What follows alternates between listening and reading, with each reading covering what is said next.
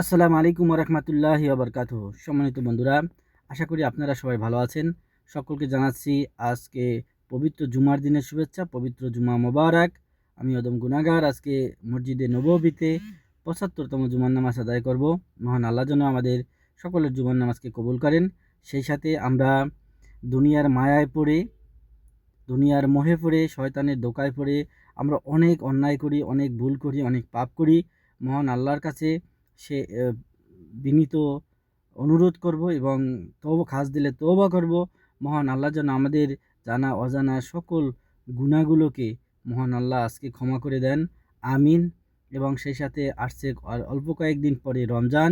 আমরা জানি না রমজান পর্যন্ত বাঁচব কি না, কিন্তু মহান আল্লাহ যেন আমাদেরকে এই রমজানে বেশি বেশি ইবাদত বন্দি করার তৌফিক দেন এবং রমজানের প্রত্যেকটি রোজা রাখার তৌফিক দান করেন, প্রত্যেকটি তারাবি পড়ার তৌফিক দান করেন, বেশি বেশি ইবাদত বন্দি করার তৌফিক দান করেন। আমিন।